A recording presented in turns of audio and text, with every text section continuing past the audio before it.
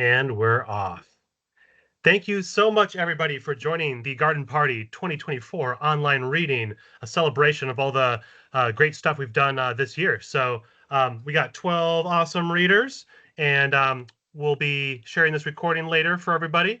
And just love to have you all here. So without further ado, I will begin. Oh, yeah, big shout out to Stephen, Bob, and Laura from the team who will be helping me introduce people. And yeah, I'm just super excited. Been looking forward to this throughout the year, and certainly this last month and this last week. So thank you again for joining. So we'll start with our first poet. M.A. Dubs is an award-winning Mexican American and LGBT writer who hails from Indiana. For more than a decade, her writing has been published in literary magazines and anthologies across 9 countries. Her latest chapbook, A Walk to Americana, releases in 2025 with Dancing Girl Press. Please join me in welcoming M.A. Dubs. Thank you. Thank you for having me. I'm so excited to kick off the reading tonight. So I'm going to be reading 4 poems this evening. I submitted the chapbook In the Shadow of Sanity, poems on mental health. So these 4 poems explore my relationship with neurodiversity and should be under 10 minutes. So the first poem I have this evening is The Conquest of Hoarding. In Anna's house, we set up base camp. I create a tent of sheet and towel, while my cousin gathers supplies. North of the den lies the mountains. Piles of clothes, both dirty and clean, tubs and trash bags, papers, empty bottles, brand new shoes with tags still on, all looming high over our heads. Nonetheless, we begin our trek, guideless but determined, quickly ascending as junk groans and crushes under our steps. The hike starts easy, a quick tempo, until we pause at Camp 1. We giggle underneath one of Nana's dresses and dig through a jewelry box of costume pearls which we drape around our throats. The mountain inclines past our tent, so we take this part slow, careful of thin air and mindful of sickness this high up. We come across a crevice, so we tie pantyhose around both of our waists and place an iron board to connect trash piles. I start first, my ankles trembling as the board wobbles and bends from my weight. My cousin claps and begins to cross, crawling on all 4s like a bear on a log. Suddenly, with a loud metal snap, the iron board buckles. She jumps to me, misses, and clings to the side of a pack of toilet paper. The groin of pantyhose tied between us is taut enough to slowly belay her up to me. Camp 2 is quiet between us that night, as we squat in a cardboard box eating stale Twinkies we found just outside our route. But the last leg is the most treacherous, the death zone, we call it, and we slide on our bellies towards the summit. There's many memories in this segment, stored and frozen in the piles. A dirty diaper from my cousin when she was a baby, a picture of her uncle who passed before we were born, an almost skeletal mouse still in a trap, crushed bud cans from when Pap used to drink. Just shy of the top, we hear the dreaded sound of all hikers on this mountain, the whooping sound of Nana's cane as she forms a path straight to us. She tisk as we glide down the cliffs, heads down in guilt, and she gently lifts the faux pearls off our small shoulders. I've been looking for these, she smiles, as she caresses each strand. She sets them back on the peak, and we watch them glide back onto the slopes, back into some segmented memory, till we'll find them again. The next poem I have is Trial Run. This one is a pentanym, I think it's how it's pronounced, and it has repeated lines throughout. Let's try something a little different to see what's going to work for you. As I pick up another prescription, the pharmacist asks if I have any questions. To see what's going to work for you, you'll have to wait 4 to 8 weeks. The pharmacist asks if I have any questions while I brace through the side effects. You'll have to wait 4 to 8 weeks to see if there's any improvement. While I brace through the side effects, I wonder when I'll feel good again. To see if there's any improvements, let's try something a little different. I wonder when I'll feel good again as I pick up another prescription.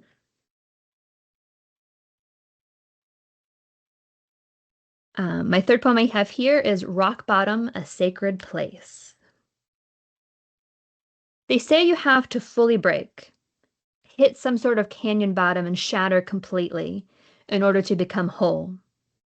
So that must be why I'm racing to escape the hell that is myself, throwing down tracks and ties just barely faster than the wheels beneath me turn.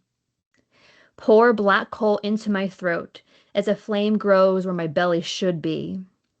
It is so hot inside, or tormented kind of fuel that releases gasoline into sweat and steam from my pores.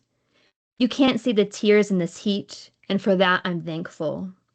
I'm all just clouds speeding to horizon, and when it rains, and it will, everything will come to a halt. The droplets cool me down as I pant out exhaust, breathe in toxic rain that corrodes and rusts my steel rib cage. Pause makes me pensive, and I wonder if I will erode into these rocks. Orange-red flesh camouflaged into the sand, crushed into a tetanus texture. Please let me become a relic of my bygone era, so this frame can serve as a mausoleum to my former self. I will then streak a landscape of my old face, pierce a rod through its temple till it cracks skull. I will drag myself belly first through Dirt Valley, eat the algae of a newborn tongue until I drop into a desert geyser and boil down to mitochondria. You'll recognize me by the fragments, half memory, half DNA. I will learn that to become whole, you must be in a whole. You must cease to be the sum, only become parts. I leave a trail of metal and wires in the sand paths, scrapes you can touch for a blessing, as I make my pilgrimage back to life. All right, and my last poem I have is A Night with My Cryptids. Somewhere between bedtime and second wind lies a trapdoor to the cage part of my mind. It graces me with its presence in all sorts of hours, an unwelcome house pest that refuses to pick up on the hints I've been putting down. You are unwanted in these parts. My therapist has encouraged me to carefully set traps, the humane kind, of course, but I never seem to catch it in the same place twice. All the snaps and sticky tape are bare while it creeps and shimmies in the drywall of my flesh.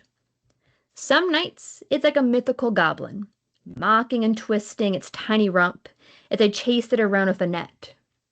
On those days I snatch it up quick and dump it like a lump in the backyard, hoping the dog will shake it until its neck breaks, so I can bury it in my garden, like a childhood pet. But on nights like these, it becomes my nagual, greedily eating every mode of light and sighing through its ribbed torso of hunger. The black is suffocating as the nagual takes on familiar forms, talons like an orbital clasped in my brain. It whimpers and whines, alchemize into siren song, leading me to the bottomless pit of Tartarus, the home of damnation that I know I deserve. But if I can slow my legs, take one long breath, I know I can wait it out. A wait on the edge that lasts for a century. The nagual will grow tired and fearful of the impending aurora. And then, when the dawn breaks, and it always has so far, I am then swept into Aurora's radiance, finding comfort in the warmth of life. I'll weep in a newborn way, the way only a moribund human can. She'll place me back on the couch where I collapse into rest, can sleep safely in the comfort of her day, swaddled in her rays. When I stir sometime around noon, I will continue to lay out my snares and my cages, eyes on that trapdoor, in anticipation of another nagual. It's fruitless, because I know I can't lock out what is already inside, but at least for tonight I'll pray again for a goblin's visit instead. Thank you.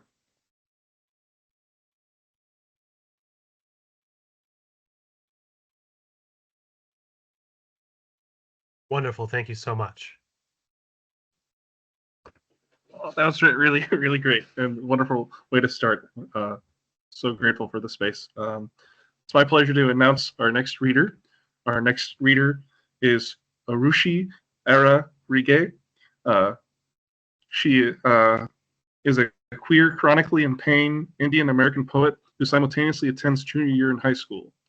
They tweet occasionally at Academic Core and face the perils of Instagram at era nem underscore 26. Their works have been published in Gastropoda Lit, Full House Literary Magazine, Fifth Wheel Press, and more. Their debut chapbook, Brown Girl Epiphany, is forthcoming with Wheel Press. Thank you so much for the introduction. It was quite lovely. I'm going to be reading 3 poems. One of them is, or actually, yeah, so I'm reading 3 of them. One's on eating disorders, so I'm going to read a trigger warning for eating disorders and anorexia. The second one is a love poem, and then the third one is called Blood Spit. I'm also going to be reading a trigger warning for just like graphic imagery, specifically with blood. Is that okay with everyone? Otherwise, like, I can totally read other things. I just want to make sure that everyone's comfortable with that. You're good. We appreciate it. Thank you so much. All right, lovely. So this is Little Mercies. Again, trigger warning for eating disorder and anorexia. Yesterday, I drove myself down to the ocean.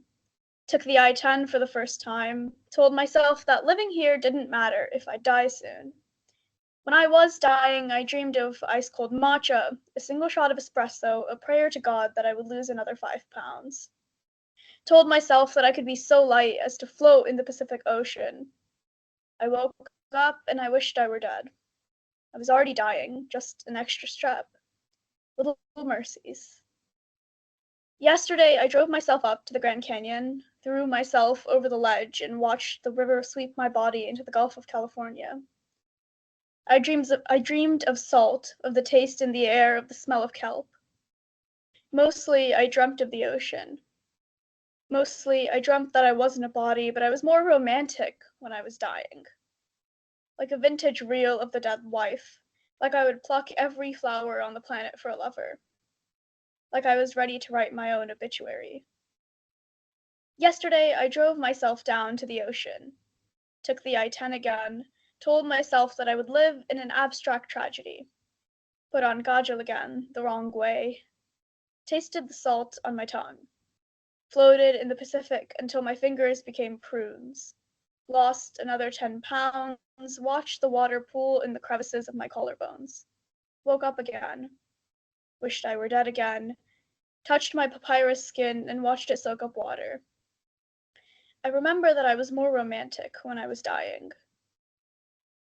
Yesterday, I lost another 15 pounds. I was more in touch with my body. I used pretty words, stared at the mirror a lot, and picked at the fat under my chin, the dips in my hip. Had enough skin left to have dimples. Mostly, I was more romantic. I learned to call it what it was. Anorexia. Eating disorder. I was already dying. Little mercies. The next piece is called Dry Heat and Portrait for Lover. Baby, come on, you must know how the story goes, where I kiss you in mixed shade Copenhagen, and the lipstick transfers, and you look beautiful. Baby, come on, you must know how the story goes, where we become wounds with salt rubbed in, and I pretend that this is forever when I can't get a minute. Baby, come on, you must know how the story goes, where I kiss skin-deep poetry into your chest and seek comfort in the beating of your heart. Kissing letters and pretending they taste of you, and if you ask me what it meant to love, I'd say your name. If you ask me what we'd become, I'd say desire and hunger, but baby, hunger is a word for desire and more, and I've learned how to tell myself that we're not open-ended commas, suggestions of more, and I remind myself that sunsets don't signify the ending of days, because I'd love to watch the sun go down, but I can't watch you leave. Baby, come on. You must know how the story goes. where Arizona summers mean dry heat and muggy rain, and how I can't bring myself to get out of bed, but I can kiss you. It's very simple, darling. We become two exit wounds with no point of entry, and we become two stars in the night sky, and we become the myths or the monsters we said we'd never be. I'm sorry, baby. We know how it works now. We know how it works, how I've written anger for so long I forgot how it felt to embed every line with you, and how I don't know how to love you in a way that matters. I just want to take up space, baby. I just want to remember how to find your face in every part of the poem. I just want to be able to memorize the planes of your face. I just want to write you again, baby. Please.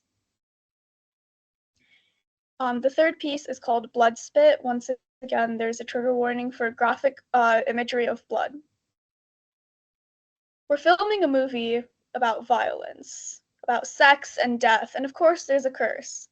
Somewhere, somehow, there's the dirty little need to be seen or be loved or hurt or something that helps with the pain.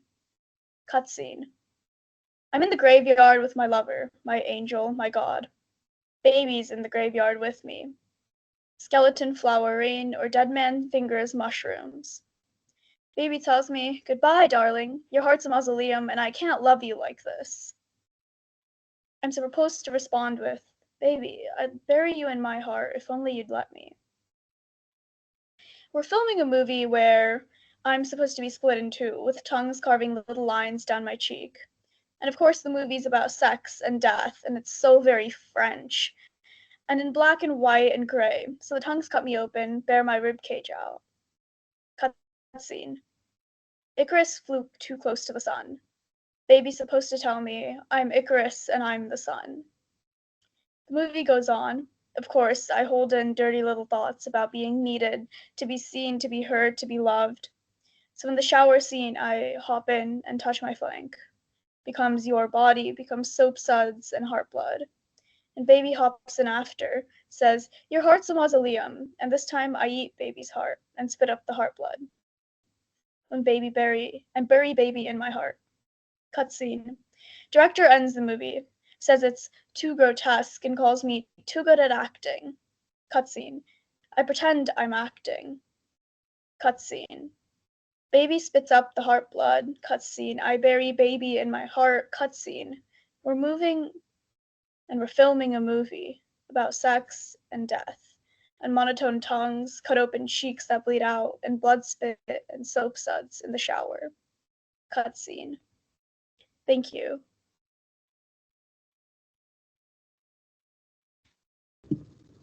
That was wonderful. Our next reader is Guillermo Filice Castro. Hailing from Argentina, Guillermo Filice Castro is a queer poet and photographer. He's the author of chapbooks Mixtape for a War, Seven Kitchens Press, and Agua, Fuego, Finishing Line Press. His work has been nominated for the Pushcart and Best of the Net prizes, and he has appeared in Best American Poetry 2023. Castro lives in New Jersey with his husband. Thank you. My husband is not into that yet. So a lot of my writing stems from my experience as an immigrant, and also for once being undocumented. So a lot of my poetry comes from that, as well as I have lots of family poems, as well as a lot of just about living in America in general. I'm going to read, I think, 3 poems. And the first poem looks at 2 undocumented, a couple in this case, and just sort of looking back and reflecting on what they have been through. And it's called How to Pass. Never comfortable anywhere, as if forced to run on ice in high heels, chased by 3-legged bears. We fled from the Catholic Church, the bad economy, telling coworkers we were cousins. We fled from our parents, my sister, your brother, teachers' slaps, the drag of passing us straight. We fled to the States, desperate to project we were long-time residents, that we got lucky with a cool visa lottery, desperate to drink the bleed of ink in documents. We bought forged ones from a lady in white. The snowy air shaft our window looked out on. When we were naive and novice, ravenous and clear and queer, you prone, I supine, we felt it important to refrain from speaking our first language around checkout girls. Everybody is a spy for La Migra. Afternoons of drizzle like water shavings and no savings. You and I, warmth seekers, thoughts boiling, 2 parts water, 1 rice. Our country of birth weight passing through us, shed.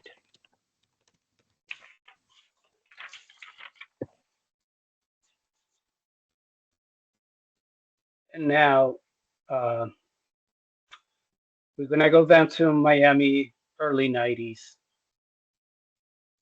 Again, we have the two same people, and as they live through the first days of being in a in a new country with no money uh, and just being hungry. What you could eat in Miami. Past the bodega that claims to have the coolest beer in town. Lady on the corner who goes "Psst," and asks if I want a date. Past the beach where we cooled it after another fight, sharing iced water and a hot dog, yesterday's only meal, followed by daydreams of anchovies beaching themselves on a pizza pie and the underground rage of tomato sauce. Past the burger joint I lied to you about having applied at. Past the restaurant with the $5 early bird special where I lied about having a work permit. But seeing through that, they said, come back when you're all straightened out. Past the Mercado where I got busted for pocketing 2 cans of whatever and ejected to the cry of Tumba, Chico, Tumba. Moldy bread and you waiting back at the hotel. What in a stale hell does tumba mean when it echoes tomb? On my way to a new bodega, on my way to another grab and go, feed me cake, Kate, rub you tender Juan. On my way through the season of floating belly up on soupy waves. I tuned to the sound of tuna being mixed with mayo in a kitchen miles away, of Cuban bread sliced open, topped with layers of mojo marinated pork roast. Past the houseboat, a spree killer will shoot himself in. Past the fear of a gun going off in our alleyway again. Thin as a stamp on a passport or a plane window with a view of a carnage bound hurricane. I'm on my way.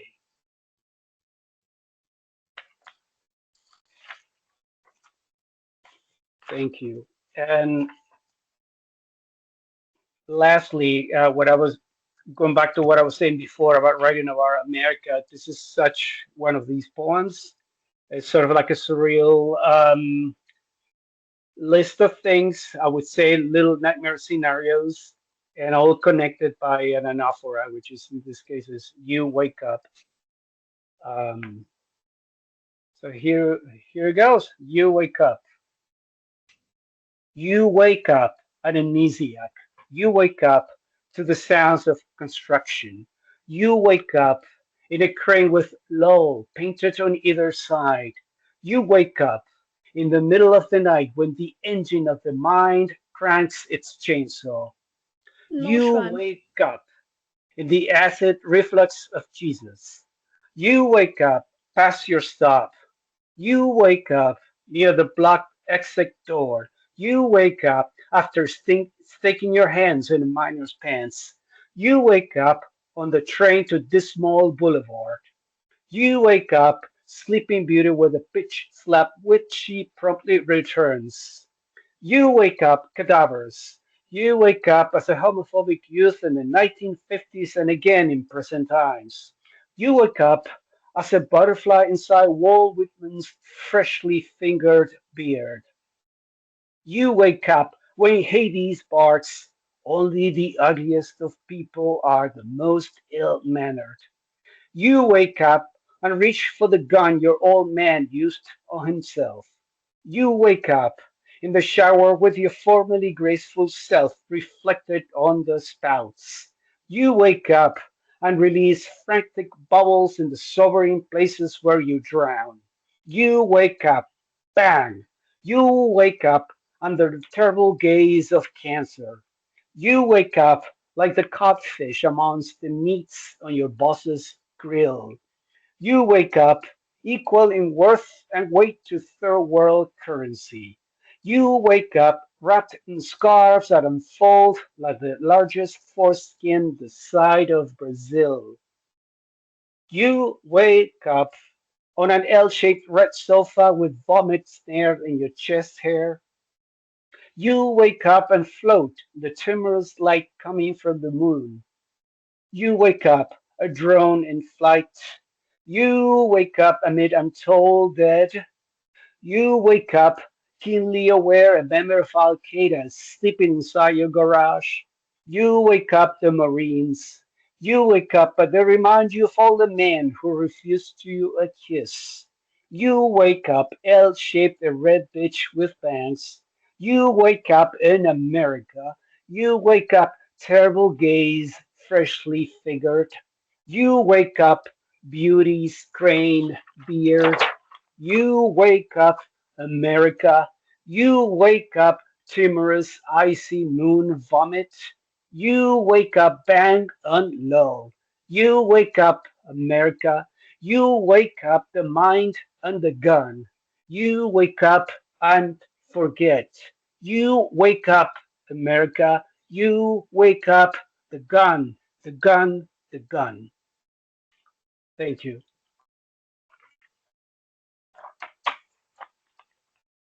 Thank you. Thank you.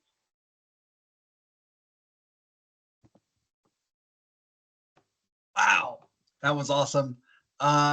Next up is K. Mobley, they, them. K. Mobley is a bundle of prose in a long green cloak, a poet and writer based out of Missouri. Their work explores themes of gender, the body, and upbringing. A winner of poetry contests from Garden Party Collective and Fatal Flaw Literary Magazine, they have also published in Chestnut Review, Wingless Dreamer, and Street Lit. Their recent chapbook, Body/Less, is through Bottlecap Press. Please welcome Kay. Hello. Can everybody hear me okay? Perfect. Okay. My internet is kind of jank, so I'm sorry if I just cut out. I'm just going to read 3 poems. The first one is called Prelude for Soul Catching. It might be between the broken ribs and the closed fist of God. It might be at the genesis or the end of everything. It might be at the place where your body forgets its name, in the necklace that you don't wear anymore, in the moments after when you lay naked and the sweat has cooled on your skin, when you hang in suspension between aching and aftermath. It might be on its knees at the door, bowing for the cross. They've taken it from you like father's rage, like stitched glass and silk memory, before the outcry and the limelight, before the oceans at home seeped into little orange bottles. It's not a mistake, but a message from an angry God or whatever else was supposed to make you and fucked it all up. Thank you. This next one is, it's called Mary Toft, Give Me Strength. This one is based off of the folk tale about Mary Toft was this woman that like tricked a bunch of doctors into believing that she was giving birth to rabbits. That's kind of only the context that you need, I guess. Trigger warning just for some bodily imagery and allusions to sexual assault. Mary Toft, give me strength. In the legend, the woman gave birth to rabbits and made even the king believe the possibility that the half-formed pieces of lung and abdomen and arms were from her own womb. In the legend, she knew what all women understand, how a body can be equal parts giving and brutal, how there is always an animal waiting on its haunches, that it bites with every rushed entry, yet knows when a hand is gentle.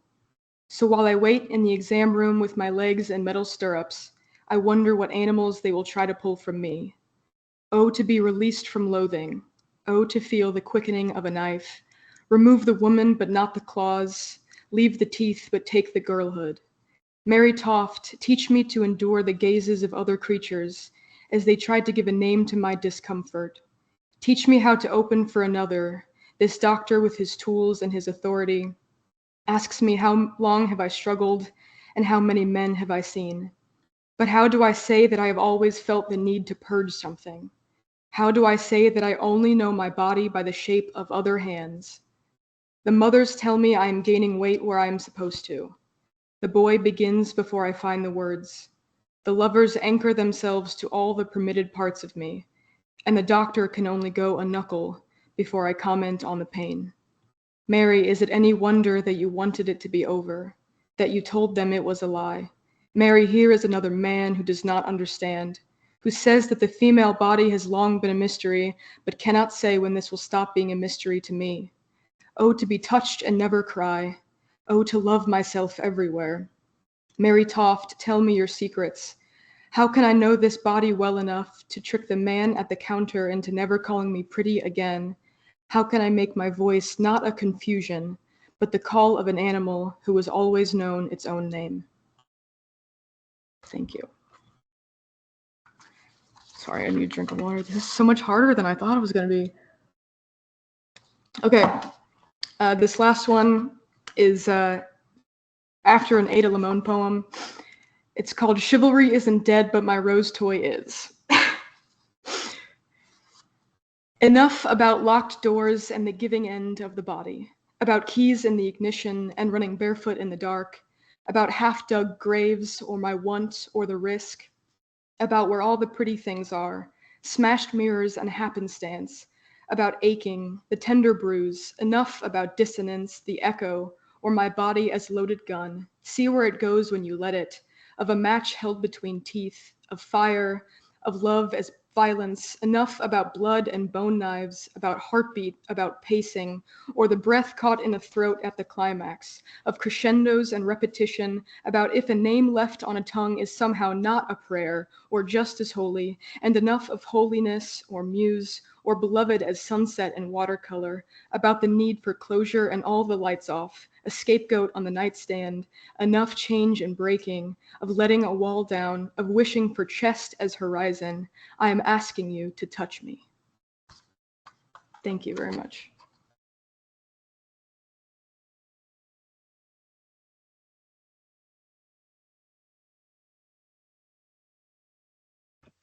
No, this is so much fun. I just needed to say that this is really awesome, and I'm really grateful for this.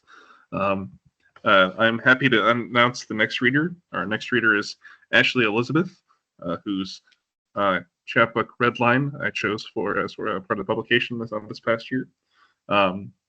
Ashley Elizabeth, she, her, is a winner of the 2024 Garden Party Collective Chapbook Contest, as well as a Pushcart nominated Pushcart nominated writer and teacher whose work has appeared in Full Mood Mag, Free State Review, Rise Up Review, and several others. Ashley is the author of A Family Thing, which I have to say is just an amazing, amazing book. I can't recommend it enough. It's from Redacted Books, ELJ Editions 2024, as well as 4 chapbooks, most recently Charmed and Redline. When she isn't teaching, reading, or writing, Ashley works as a chapbook editor at Sundress Publications. She lives on the original land of Piscataway, Baltimore, Maryland, with her partner and their cats. Welcome, Ashley. Hi. Hi, everybody. I'm so excited to be here tonight. Thank you, Garden Party. Like, this year has been such like a whirlwind, completely. So incredibly grateful. So I'll mainly be reading from Redline. Um, so just some trigger warnings. This collection talks about death of a child and it mentions gun violence. I'm not going to read the gun violence poem, but just in case you were interested in getting the collection, it does have that in there. Um, so like I said, like what said, I am an educator. I teach middle school. God help me. Um, and I've been in education for just about the past 10 years. So I've seen a bunch of different things. Um, and so this book is for my kids and for my teachers because without having good teachers, you like don't become one. So I will start with a poem from one of my teachers who's been on my mind recently, Mama Neville. Mama Neville only drank Diet Coke and water, offered me some whenever I stepped into her office, and then told me to grab a book to take home. She slathered hand sanitizer on her keyboard and doused herself in it after shaking hands or grading papers. I'm surprised she never caught fire during her smoke breaks. She covered trailer walls with clever bumper stickers and always had kind words to say in her emphysema voice. She walked with a limp and a cane, but gave information to us straight, never faltered with bullshit, calling it just that. She went home to her cat Kafka and read. We were her children, she said. We were her future. I hope I have as many children as her. I hope to be as loved.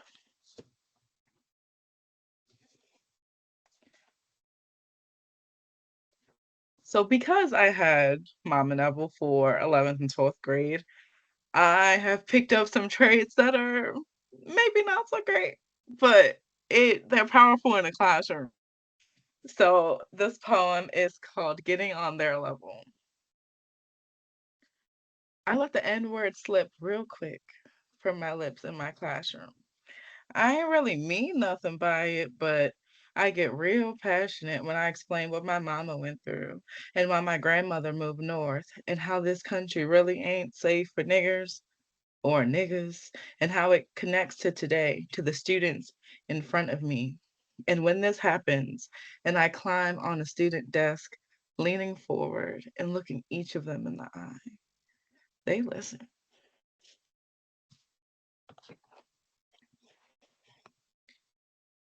So I'm gonna read a little bit darker poems now. Um, my school has dealt with a lot of loss. Um, we've lost two children and have had like a school shooting threat. So it's been a little touchy over here. And we're finally starting to get a little bit through it. But this collection originally started as a memorial for my two kids. So I'm going to read a couple of poems for them. So, first time for everything, which opens a collection. First time for everything. I've never done this. Written poems for a dead boy. So I will talk about his smile and how excited he was for the trip and how much he loved his mom and how much he took care of his friends and how he wanted to be a role model for his little brother and how he wanted this trip to mean something for our little microcosm community and hope that it clouds our already dark reality.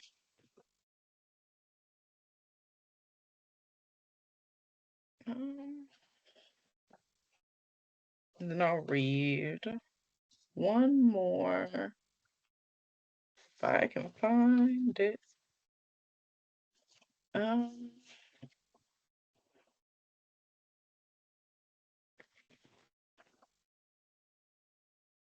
that would be nice if I could find it. Oh, here it is. I knew it was toward the back. The visits from a ghost. I still see him, outside of the picture on my desk. Mistake a student's blurt for his name. His smile dances where his desk used to be. No matter how many times I rearrange my room, I see his ghost, and the smallest part of me is at peace. The bigger part still hurts. And I'll stop there. Thank you all. Thank you, thank you, thank you.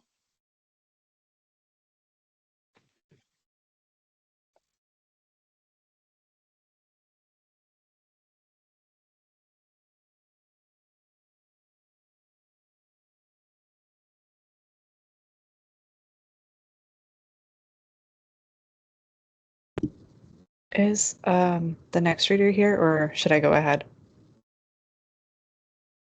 Maya is here.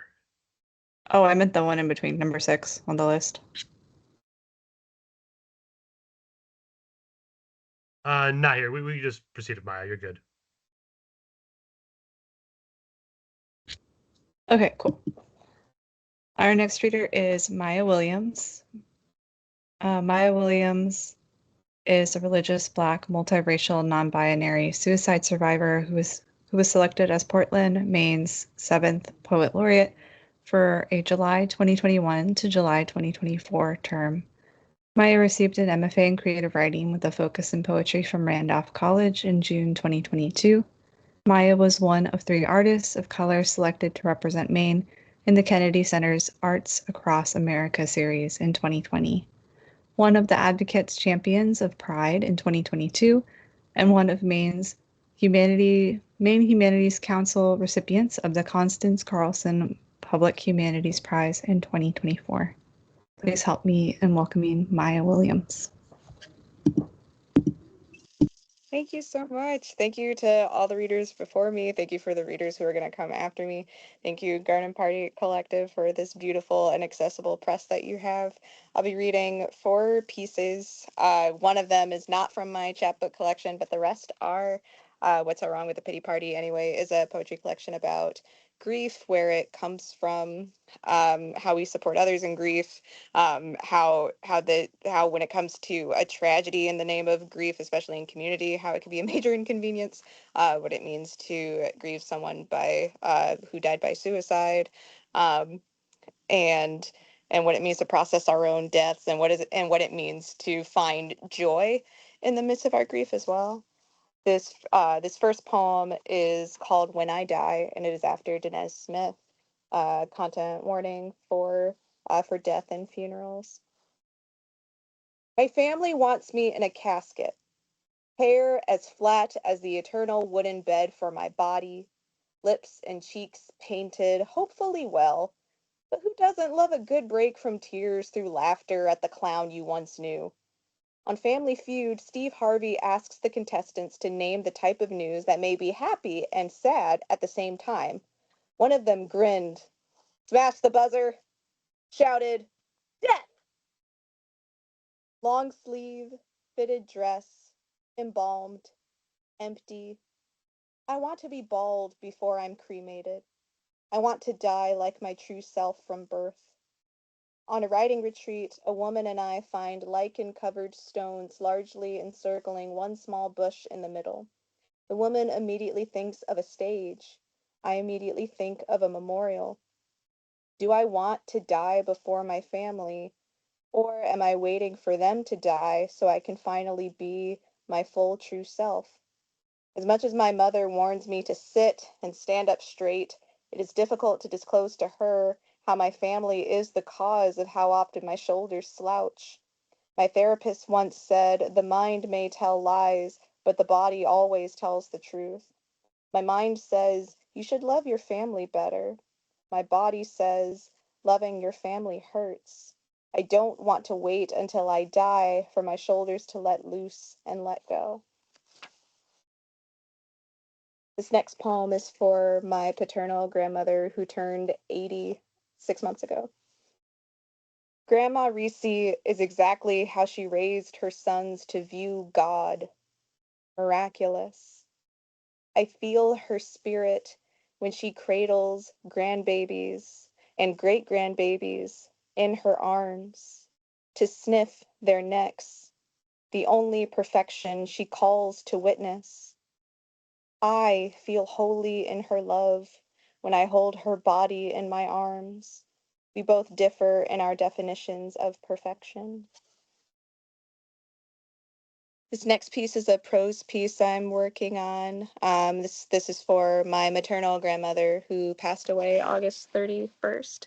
And this is a record of attending her funeral service, September 12th, 2024. All of us are wearing some form of green, white, and or black. Granny's favorite colors. I wear a dress with a green top and a black, white, green spotted bottom. I wear a green fascinator gifted to me by one of my sisters. It's my first time ever wearing one despite growing up in and out of black churches. None of us grew up attending Fort Washington Baptist Church, but their congregation members welcome us anyway. Pastor Darren Pullard provides us a word from Scripture as an attempt to comfort us before we view Granny's body and before everyone else outside of her immediate family makes their own exodus to view her body. The pastor decides to tell us the story of Lazarus. He tells us that Jesus received notice of his friend Lazarus being ill, and by the time he arrived at Lazarus' sisters, Mary and Martha, Lazarus was dead for 4 days. Martha was so upset at Jesus that had he arrived in time, her brother would still be alive. Jesus then says to her that even though Lazarus' body is dead, because he believes in Jesus, he will have eternal life in the afterlife. He reminds us that my grandmother has eternal life with Jesus even though her body is dead. But the difference between my granny and Lazarus is that Lazarus gets to return to his body and live the remainder of his days with his sisters. Granny is not getting up from her casket to return to us anytime soon. When we finally view her body, my fiance holds my left hand, and I touch Granny's hand with my right one. Her hand is so smooth, polished, and super cold. When my fiance and I sit down, I'm heaving and crying so hard. I resonate with what Pastor Pullard says about loneliness in a time of grief, how although Granny was a pillar for all of us, it's time for someone else to be the pillar, to be the house folks go to in times of need or leisure, to be the meal prepper, to be the lifeline phone call. I check out a lot during every instance he goes into Lazarus territory again. He only shared the Lazarus story to immediate family before the service, but he continues on about how we don't need to be sad since Granny was alive in heaven. I don't want to take away how that did comfort a lot of my family and friends. I don't want to take away how my grandmother would have loved this eulogy because it was the kind of sermon she grew up with in Tulsa, Oklahoma. I also need to make it known that it did not comfort me. The part I hated the most was when he referred to us grandchildren being loved by Miss Jackie, according to Pastor Pullard, like they were her own children. I whispered angrily in my fiance's ear, Granny raised all of us. We weren't like her children. We were her children. Her final resting place, as she requested while she was living, will be in Tulsa, Oklahoma. Her second funeral will be next week, perhaps a pilgrimage I did not plan. And the last piece is from my collection called In Memoriam, and it is after Jenny Booley. Not a casket, but an urn. Not an urn, but an ornament. Not an ornament, but a memory. Not a memory, but a door. Not a door, but a window. Not a window, but a breeze. Not a breeze, but a sigh. Not a sigh, but a sunray. Not a sunray, but a rain cloud. Not a rain cloud, but a bed. Not a bed, but a wound. Not a wound, but a sore. Not a sore, but a hug. Not a hug, but a gaze. Not a gaze, but a breath. Not a breath, but an ending. Not an ending, but a beginning. Thank you all so much.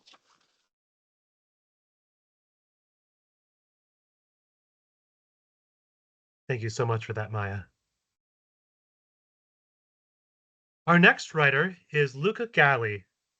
Luca Galli is a writer from Syracuse, New York. She started creating 3 years ago as a way to push her voice and perspective on worldly issues out to the public. She focuses on taboo topics in hopes of destigmatizing and expanding viewers' minds.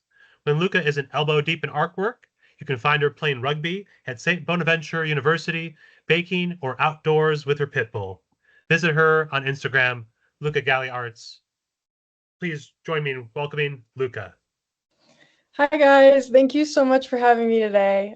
So I'm going to be doing a prose piece because that's what I submitted to Garden Party. But if you'd like to see any of my poetry, I have 3 books. They're all available on Instagram if you want to go see them. So I also wanted to give a big trigger warning. My piece is called The Big Issue. I'm only going to be doing certain fragments, but it is all about my battle with anorexia and how I'm now in recovery. I tried to leave out some of the more detailed bits, but if you're interested in reading it, I'm hoping it will be coming out soon. So yeah. The date is May 18th, 2023. I had just woken up an hour before, but somehow I feel exhausted. I haven't found the energy to call work to ask when I can start getting shifts again, or to unpack from college, or to exercise, or to shower, or to do laundry, or to really even exist. However, the sticky notes on my bedside table are stacking up, so I knew that today needed to be the day that I was productive. It's been a fucking week. I somehow mustered the energy to go downstairs and make coffee, thinking that would help give me some sort of energy to take on the day, opening the fridge, but it gives me a chill, so I shut it fast to stay warm. My dog follows me closely, which is frustrating because I keep almost tripping over him, and as I started to go back upstairs, I locked the gate. He whines, I assure him I'd be right back. I'm out of breath as I get to the top and mentally note that I'm already getting out of shape. I should go on a run later. Future note, thank God you did it. Opening the door to the mess was shameful. Why couldn't I just focus for a moment enough to fold my clothes and put them away? I sit in front of my suitcase, staring with blank eyes, twiddling the zipper, then lay my back against my bed frame and scroll on my phone mindlessly for what seemed like hours. It was 10 minutes. I hoped that I just needed one more moment before starting my tasks. I decided to go downstairs to grab a snack, celery and some carrots, scolding myself for being fucking weak-minded. I'm clumsy and the socks on the carpet make me slip, causing me to fall. Future note, sure, blame the clumsiness. Your avoidant tendencies will betray you soon. I don't remember much of what happened between the fall and my mother, who now rushed home from midday from work, helping me into the car, buckling my seatbelt because I was too tired. It reminded me of when I had fallen asleep after a family gathering and my father picked me up to tuck me into bed. The corners of my lips rise in nostalgia. I was wearing my cream sweatshirt and black sweatpants with slide-ons now. I lacked the energy to tie up laces. The drive was quiet. My head bobbed, and I assured my mother that it was just my post-concussion syndrome acting up again. Future note, I wasn't speaking coherently, and there was no sentences of reassurance ever formed. I vaguely remember her calling the doctors to inform them that I was having chest pain and of my age. We got there, the doctors got me into the room quickly. I laid down and shut my eyes for a moment.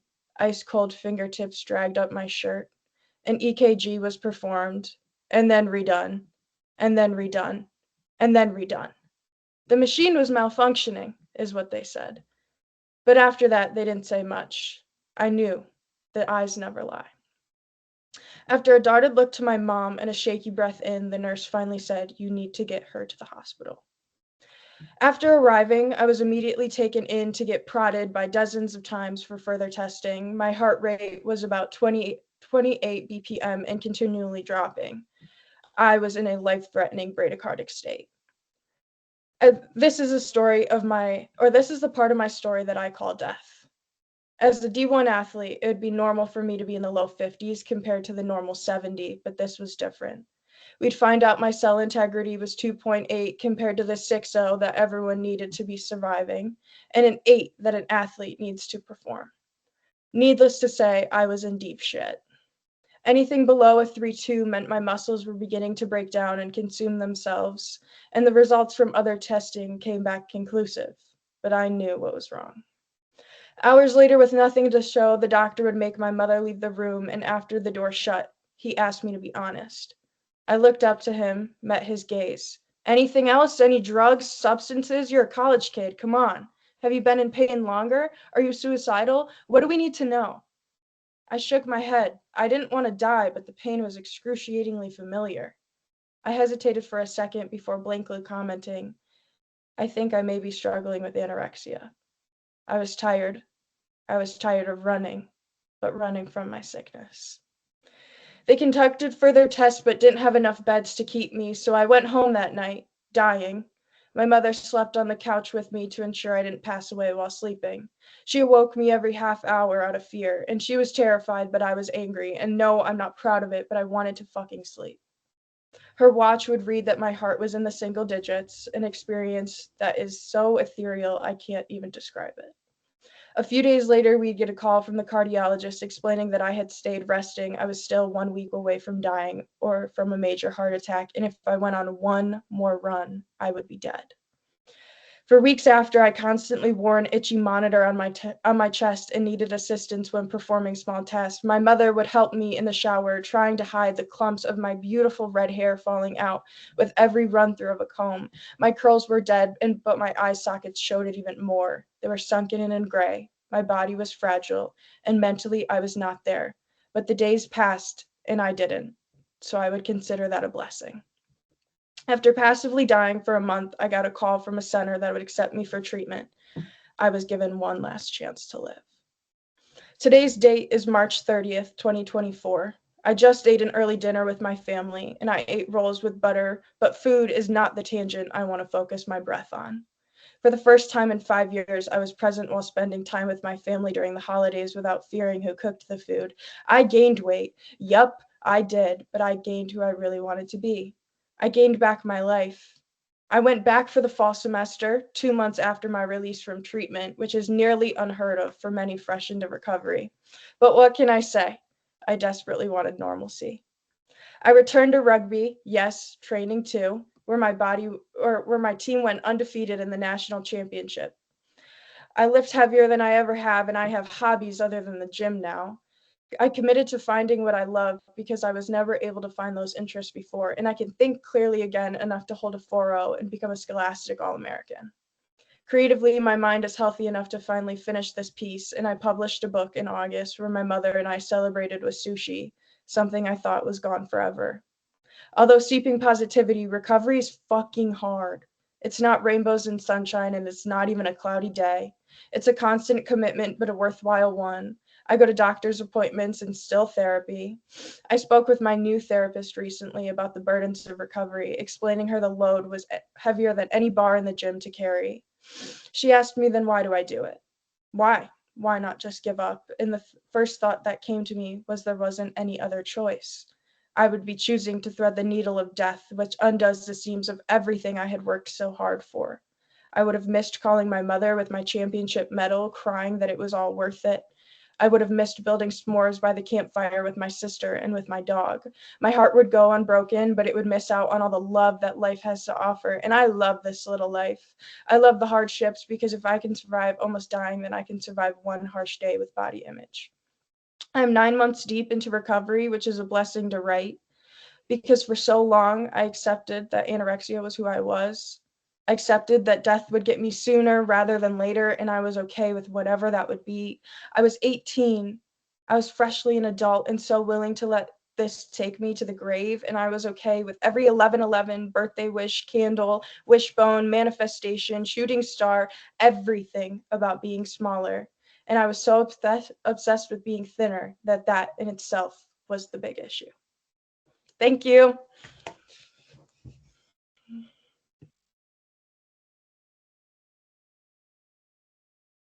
Thank you so much, Luca. Checking real quick, is Abigail with us?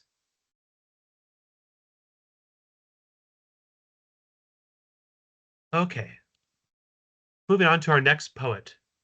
Leticia Urrieta is a Tejana writer from Austin, Texas. She works as a teaching artist in the Austin community and is the program director for Austin Batcave. She's a graduate of Agnes Scott College and holds an MFA in fiction writing from Texas State University. Her chapbook, The Monster, is out now from Bottlecap Press. Her hybrid collection, Las Criaturas, was published in 2021 by Flower Song Press and was a finalist for the Sergio Trancasco Award for Best First Book of Fiction 2022 for the Texas Institute of Letters. Her dark fiction collection, The Remedy is the Disease, is forthcoming in spring 2026 from Undertaker Books. Please join me in welcoming Leticia. Thank you so much, Chris, for that introduction. And yeah, it's just a joy to be here reading with all of you, extremely talented poets and writers. So thanks so much. So I'm going to read 4 poems, 3 from the chapbook that I submitted to Garden Party, which is called the Offerings to a Tumble Temple. And then I'm going to read just one, I don't know, new thing I wrote recently that maybe something, I don't know what it's going to turn into, but maybe a new project.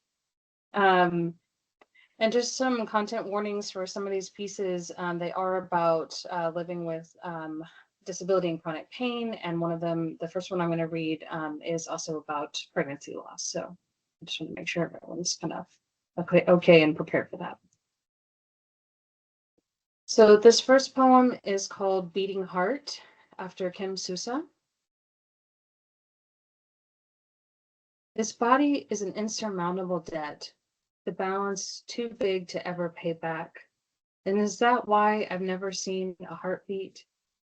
The third time my body has swollen, begun to prepare a way, my heart is a live wire, unprotected from its own corrosive sweet hope. At the 7-week ultrasound, I wait for this tool of divination to reveal the fetal movement where cells amass in incomplete possibilities. And when the doctor says there is no growth, the almost baby frozen in time, was that the body's bill come due? After 2 other losses, I knew to expect the worst of a life never. If life begins at conception, is this baby the living dead, a miracle soon to be flushed from my body? If life begins at first biblical breath, I put the pregnancy text next to the other 2 to keepsake my body's best efforts to make fertile a fragile, clinging, wanting womb. Fuck Dr. Strange. A person pregnant is a better interdimensional traveler in just one body, able to imagine infinite possibilities that may never touch, know certain futures, a tidal of blood, the body cut open, a cry, a breath, are all equally possible impossibilities. Weeks later, and I burn with missing someone that I never got to meet. The relief lives there too, that I didn't let my love for this almost baby grow past its own 7 weeks. What a beautiful lie. That my body can be mine alone again. But little one, I was ready to give it up, to be fed on and flayed open to your love, to let my body grow past its own limits. There were no guarantees we would both make it out alive. I wonder, walking back from my car from the clinic, sweating through the 45th day of 105 degrees without rain and a tight mask, leaving the receptionist who wore her mask below her nose in a mockery of care. How was I ever to keep you alive on this side? Being pregnant is to inhabit the most radical hope that somehow this will be different, that you could protect your body with only your fearsome, bloody love, like throwing stones in the raging fire of your own heart. Thank you.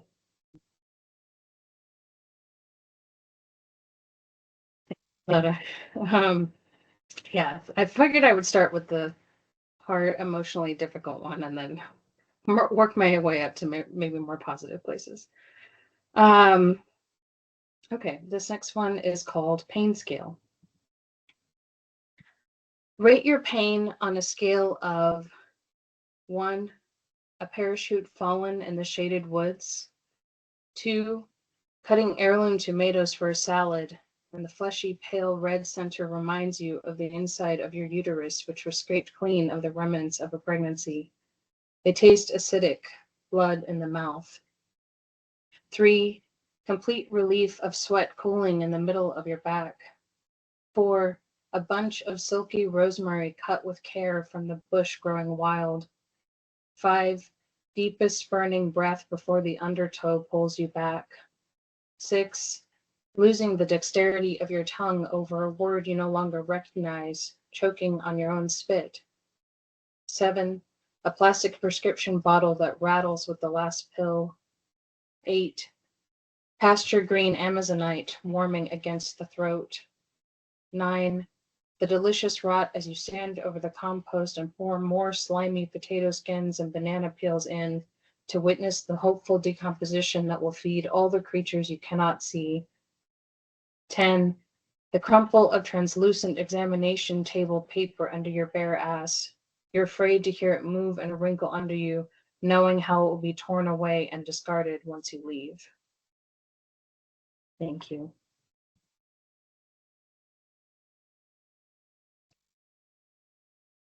I'm going to read two more. This one is more hopeful and loving, I think. It's one I actually added to the chapbook after I submitted it originally. So it was dedicated to some of my disabled friends and kin, and it's called Comorbidly Yours. You don't ask, have you tried? We know better. Instead, dump your bag out on the table. Out spills hand sanitizer, face masks in a rainbow array, a HEPA filter, a beacon of purple UV light, hand warmers for this chilly day, nasal sprays. Take one, I have extra. Oils for calming, oils for dry skin, oils for the joints. A magical exchange of remedies from the Whisper Network in the land of the ill. Medical blue-gloved hands come disembodied from a room that won't meet your eyes, but wants you to slip that mask down just to see your grimace. Care comes from the hands of beloved co-conspirators bringing tea to the table. Being outside with you, sweating or chilled, is a miracle. You always send me on my way with gifts, stickers you made yourself, a handful of figs from your yard, bluebonnets to plant early and wait. We won't see them grow for another year or two, but everything planted takes root, breathing hard under the hot, packed earth. Life happens here. The whispers that grow louder each time we press our smiles against each other's heart windows. They're reserved, conserved for those who can feel them, even behind the mask. Thank you. Okay, and I think I will read, nice. I think we'll read one more. Sorry, I was looking at the comments.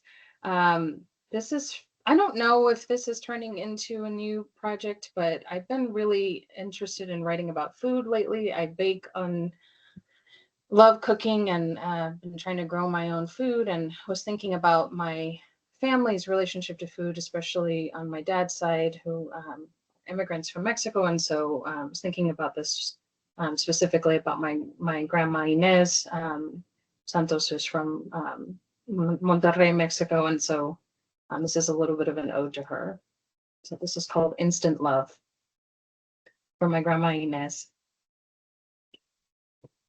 Lorna Doones dipped in Folgers coffee, chicken salad sandwiches, pea salad with 5 boiled eggs, mayonnaise enough to pucker, mole from the brown jar, the Doña Maria, salsa and jalapenos from the can, everything at your convenience.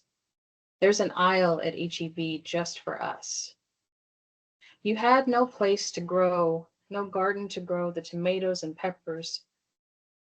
Still, you take time to chop burnished yellow onions with arthritic joints, toast the rice and a dollop of oil before pouring in the chicken stock from a box, of course, and salsa from a can, packed by hands more sun-touched than yours, never knowing the name belonging to the hand to the person who made this product available for you to peel back the aluminum lip, pour into the mixture of stock and rice. They may have the same recipe for Spanish rice. Don't forget the garlic powder and comino, the unctuous spice like ripe bodies in the heat. Make the tomatoes and chiles burst so sweet. After 20 minutes, you remove the lid, our faces engulfed by the steaming cloud of fluffy rice.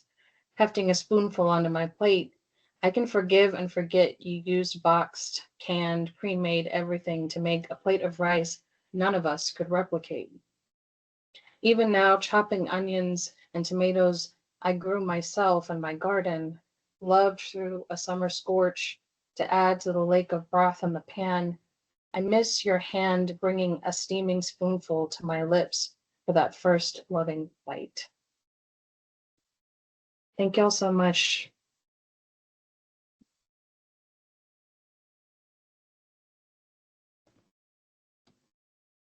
Wow. Thank you, Leticia. Next up, we have Stephanie Kirby.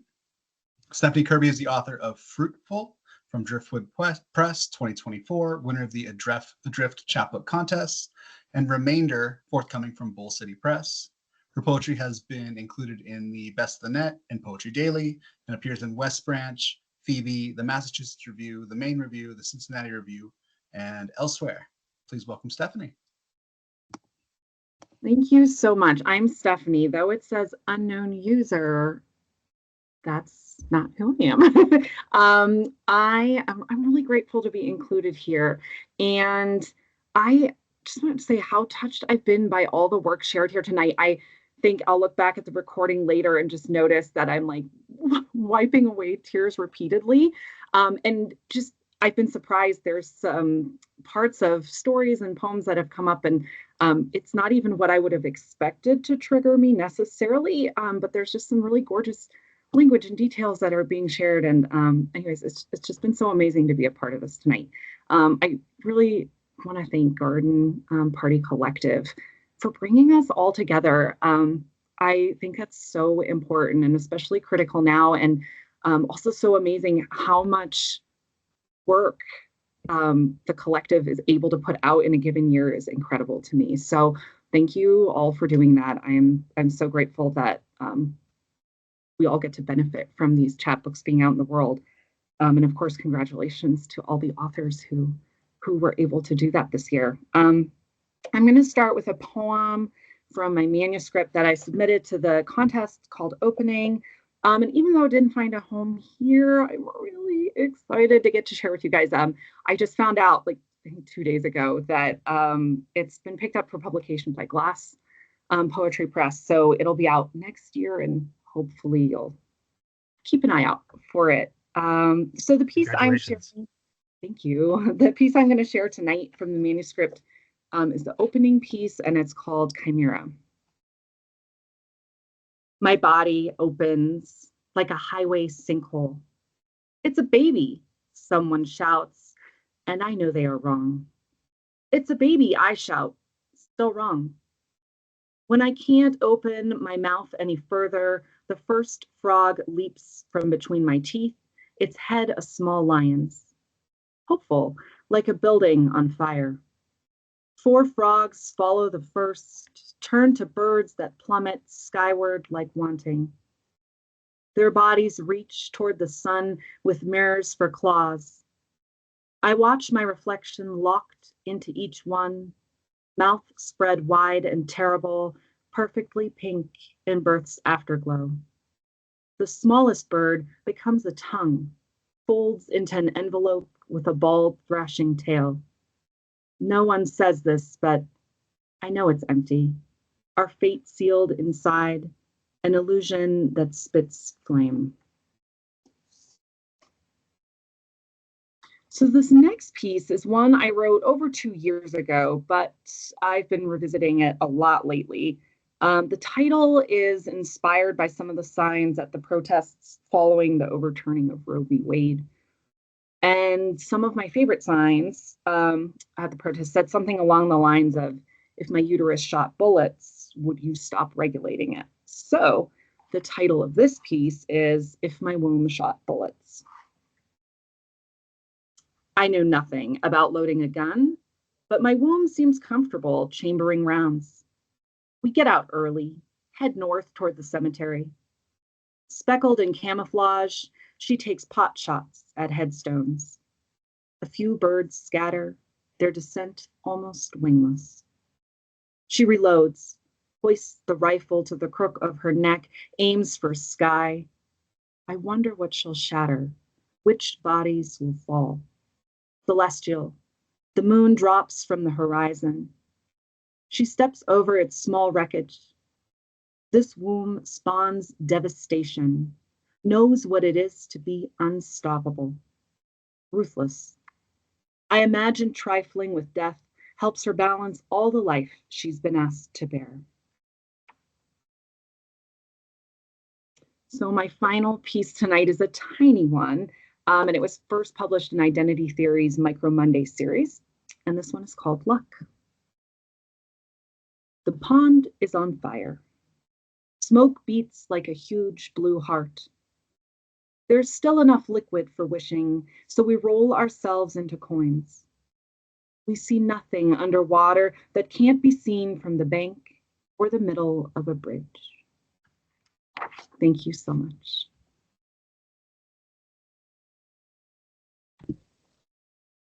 Thank you for that. All the poems tonight have been so wonderful. So it's a little bittersweet that we'll have our final reader for tonight. But I feel very honored to be introducing Kenny Bradley.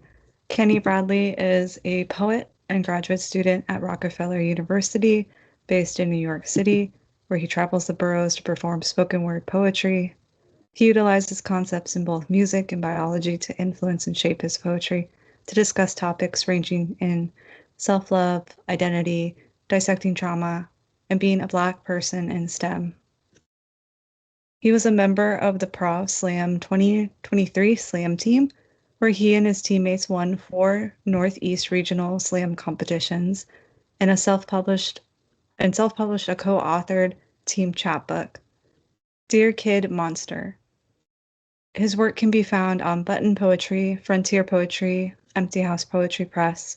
When he's not writing, you can find him in a record store, steaming fresh cup of hot chocolate in hand, Spotify in the other, as he researches new artists to introduce to his homies.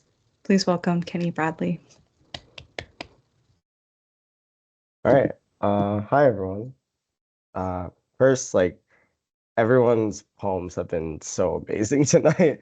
This is truly, I've just had like a whole Google document of just writing down all the lines of love. So thank you, everyone, for just sharing your words, and thank you for Garden Party Collective for just creating such a warm and welcoming space and just letting me join this community. It really does mean a lot.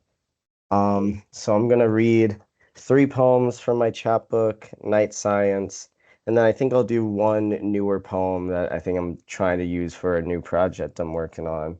But yeah, a lot of Night Science covers just more systematic issues in both higher education and STEM, and just what I've gone through and other individuals have gone through as being Black individuals or people of color in STEM. So for this first poem, I'm going to read, it's titled Ginger Ale and Cough Drops. And the way my family learned how to mend a broken arm, or stitch a heart, or remove a tumor, was through an episode of Everybody Hates Chris and a tablespoon of Robitussin. You see, we coat our bodies in ambrosia only a parent can patent and let it become our fountain of youth. Reminisce on every remedy our abuela says is better than prescription. And isn't that Black? Isn't that colorful? Isn't that how we learned how to sail these waters to find shore on all of this new land? They say when the aliens come, they will have higher tech, and they'll bring immigrated goods that only benefit their kind. A concoction so strong it makes our science look like Play-Doh, like a bunch of malleable kids who only form solutions for their own. They say when the aliens come, the doctors will ship our old tech overseas, and the old aliens will prosper on all of this discovery. To them, they see a new drug discovery as the next big step. To us, we see gargling salt as universal health care. They say, when my abuela came, she had higher tech. She conceived a daughter who eradicated the common cold with ginger ale and cough drops, killed COVID with a cup of chamomile tea, drips of honey and sliced lemon, tended to snapped ankles with a slab of Vapo Rub, sheet in a sock because it keeps the medicine inside, taught lungs how to inhale oxygen with a humidifier and a dash of salt, freshly served with a slice of pizza, fulfilling every block on the food pyramid. And isn't this our highest tech? Our first doctors are always our mothers. Have recipes to make our hearts pump without grabbing a pill bottle, with side effects in languages we may never learn. And isn't that distrust? And isn't that black? Isn't that knowing a cycle of pain is just sewn into a white coat to suffocate our breath with stethoscope when the cure can always be found in a kitchen cabinet? Thank you. So that's my first piece. A lot of that just stems from a lot of the home remedies that we would use in my house. And I think home remedies are a really big thing amongst a lot of different communities, especially communities of people of color, just because there is so much distrust with so many doctors, and I really want to try and capture that there. I think for this next poem, actually, yeah, I'm gonna do that poem. I'm gonna do the title track poem of the book, which is titled Night Science. It's the second to last poem of the book. Night science is the creative process of theory building. It's tackling the realm of unstructured thoughts to form a story. It's my cat. It's taking a step into water, knowing you may drown, but still believing your body will float. It's a body kissing asphalt to remind the ground that it belongs there. It's being 23. Is being 23 and hearing your father say, I'm proud of you. Is being 23 and still having the ability to hear a father say, I'm proud of you, is a push, is a kick at the door, is breaking the hypothesis that Black and alive cannot be read in the same sentence, is the existence of night, is presenting myself as a living being is the most creative part of being Black, is snapping a predetermined theory of aged melanin cells being entrapped in cells, is the future requirement for a project not discussed, the planning that has to be done for us to walk a street unharmed, but is never published, is the unique beauty of night being engulfed by lab coat as you open the doors to a hospital, is the realization that you are this being, reflect in a mirror that with fogged up letters spelling the word worth, is a retelling of Flowers for Algernon where a human is not seen as a reagent, that our genetics don't declare us this test subject to gain profit, is the fairy tale ending where the underdog mates it out the hood and brings his family out the hood, brings his friends out the hood, brings the hood out the hood, and the movie ends on freeze frame. Panels of every main character saying they made it to the city, is the imaginative thought that the son of a custodian can grow up to find the cure to a disease, grow up to learn how both parts of the brain are needed to have a conversation, grow up being told art and science do not mix, so now he opens his mouth only out of spite, out of destructive intention to pave a path for others like him to also walk, is the alarming theory that there are no updates on our DNA, that every pair of Black hands must dance through the same stray, institutionalized bullets for the hope to hold a pipette, is singing the same song, is the same grief, is bleeding the same blood, is sharing the same home of hardships, is a suitcase at the end of a road trip, beaten, mental capacity stuffed with new dirty laundry that must be cleaned, but always finds its way home again. Thank you. So that was just the title track poem. It's the second to last poem. Before I do the third poem from this book, I'm gonna do a quick transition to a newer piece that Laura actually looked over briefly and helped me with it a little bit. A lot of my work, when it's not focused around science, a lot of it goes back to music, and I've been trying to write about that more recently again. So the name of this poem is a title of a song. So the name of this poem is Crime Pays by Freddie Gibbs featuring Claro. So it's a Freddie Gibbs song, and Claro is a bedroom pop artist who has been featured in this song, and they performed the song together live. Lately, I've been finding myself flutter kicking my feet up in the air, spine lounging into a mattress, ears indulging on some OG rapper talking about a dime or a bag or a strap. A song always around the corner, across the block, strung up on telephone cable. You see, I'm well versed in watching how crime pays.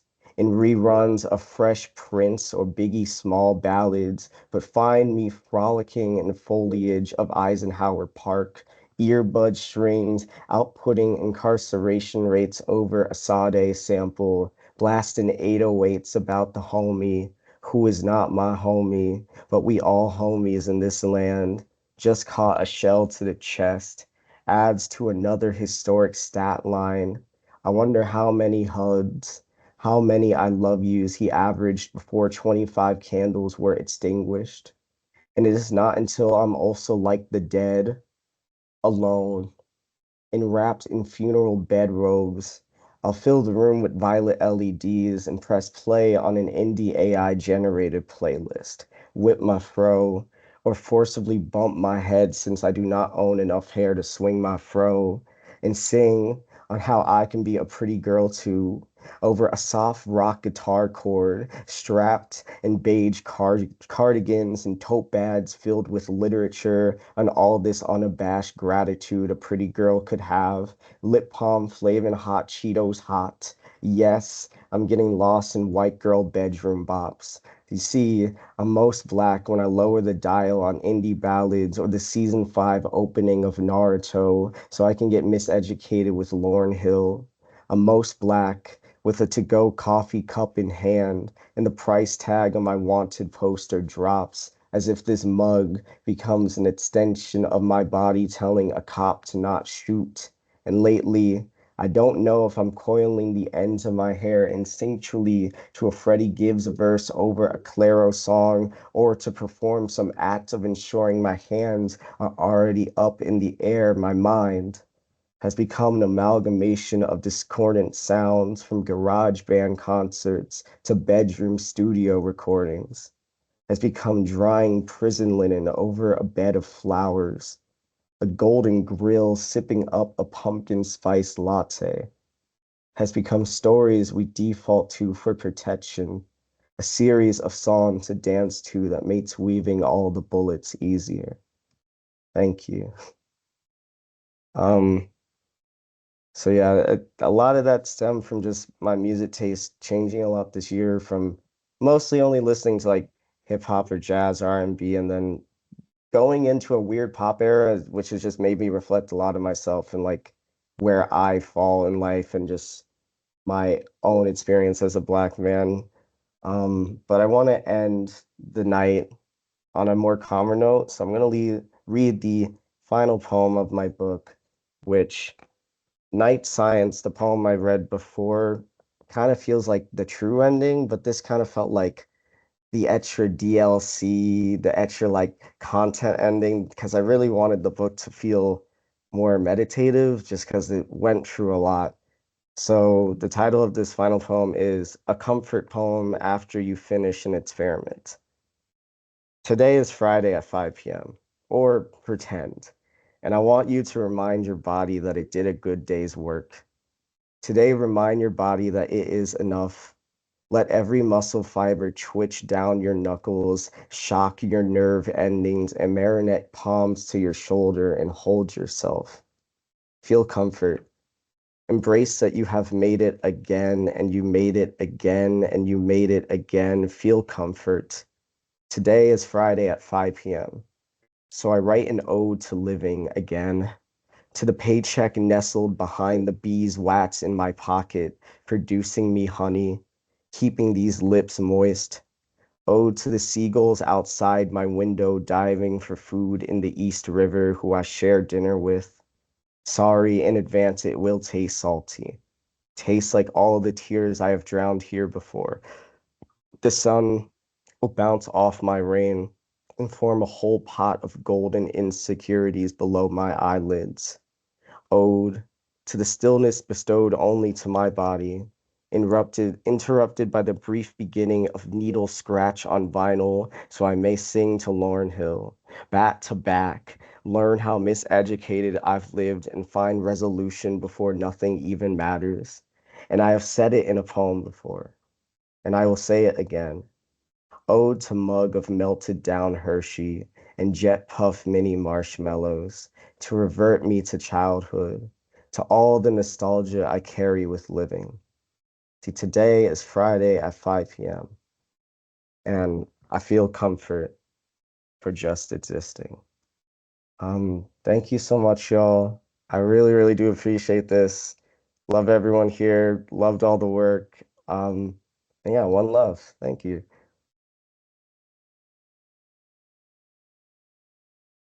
Thank you, Kenny. Thank you to the 10 tremendous readers we had tonight. Sincere love and praise. It was a wonderful time.